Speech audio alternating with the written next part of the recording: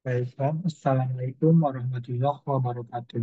Perkenalkan, saya Nazrul Musafik dengan NIM C1C021259. Di sini, saya akan menjelaskan terkait tentang perkembangan awal akuntansi, sejarah akuntansi, perkembangan akuntansi syariah, sekilas prosedur dan istilah yang digunakan, hubungan antara akuntansi modern dan akuntansi syariah.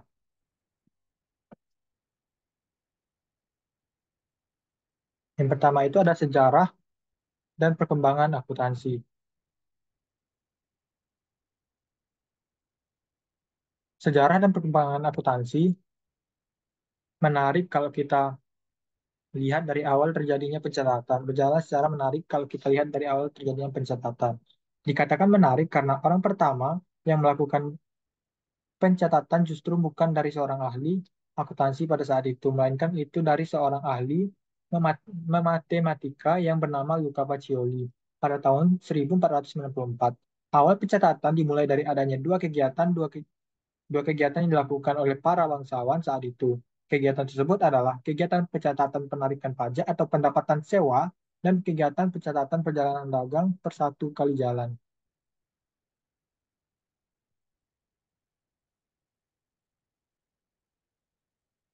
Selanjutnya, zaman awal perkembangan Islam. Telah menjadi tradisi bahwa bangsa Arab melakukan dua kali perjalanan kali kafilah perdagangan, yaitu musim dingin ke Yaman dan musim panas ke Asyam, Syria, Lebanon, Jordania, Palestina, dan Israel. Dan akhirnya perdagangan tersebut berkembang hingga ke bangsa Eropa, terutama setelah penaklukan Makkah. Dalam perkembangan selanjutnya, yaitu ketika ada kewajiban zakat, pajak pertanian dari Muslim dan perluasan wilayah hingga munculnya jizyah atau pajak perlindungan dari non-Muslim dan kharaj atau pajak hasil pertanian non-Muslim. Maka dari itu Rasulullah mendirikan Baitul Mal pada awal abad ke-7. Konsep, konsep ini cukup maju pada zaman tersebut, di mana seluruh penerimaan dikumpulkan secara terpisah dengan pemimpin negara dan baru akan dikeluarkan untuk kepentingan negara. Walaupun dikatakan pengelolaan Baitul Mal masih tersederhana, tetapi Rasulullah telah memilih petugas qadi, juga sekretaris dan pencatatan administrasi pemerintah yang ditunjuk Rasulullah SAW berjumlah 42 orang dan telah dibagi dalam 4 pembagian tugas, yaitu ada sekretaris pendataan, sekretaris sekretaris hubungan dan pencatatan tanah, sekretaris perjanjian, dan sekretaris peperangan. Zaman empat khalifah pada pemerintahan Abu Bakar radhiyallahu anhu, pada saat itu pengelolaan Baitul Mal masih sangat sederhana karena pemasukan dan pengeluaran dilakukan dengan seimbang dan hampir tidak ada sisa dari pengelolaannya. Pada kepemimpinan Umar bin Khattab radhiyallahu anhu, terjadi perubahan sistem administrasi yang cukup signifikan dengan mengajukan istilah Diwan oleh Sa'ad bin Abi Waqqas 636 Masehi.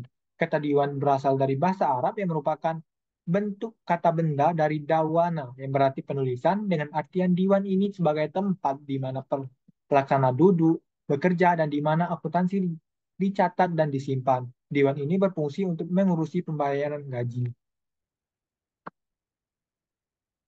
Selanjutnya akuntansi syariah di Indonesia. Ketika di Indonesia itu untuk pertama kalinya yaitu tahun 1997, istilah akuntansi ini diluncurkan. Wacana ini menggema dan berkembang begitu cepat. Bahkan akuntansi syariah ini membelah menjadi dua bagian, yaitu akuntansi syariah filosofis dan teoritis dan akuntansi syariah praktis. Mirip sel hidup yang membelah dan membiarkan diri, keduanya eksis secara positif memperkaya khazanah kajian dan praktek akuntansi syariah. Selanjutnya, adapun prosedur dan istilah yang digunakan. Tujuan sistem akuntansi adalah untuk memastikan akuntabilitas, mendukung proses pengambilan keputusan, serta mempermudah proses evaluasi atas program yang telah selesai. Tujuan ini tidak hanya berlaku di pemerintahan, tetapi juga pada perusahaan. Orientasi sistem akuntansi ini adalah melaporkan kegiatan yang menghasilkan laba atau rugi atau surplus atau defisit dan menyelesaikan seluruh kebutuhan dari negara. Namun, perhitungan dari sistem akuntansi ini masih memasukkan transaksi yang bersifat moneter dan non-moneter. Selanjutnya, adapun hubungan antara akuntansi modern dan akuntansi syariah. Hubungan akuntansi modern dan akuntansi Islam ini perkembangan ilmu pengetahuan termasuk sistem pencatatan pada zaman dinasti Abbaslah pada tahun 750 sampai 1258 Masehi.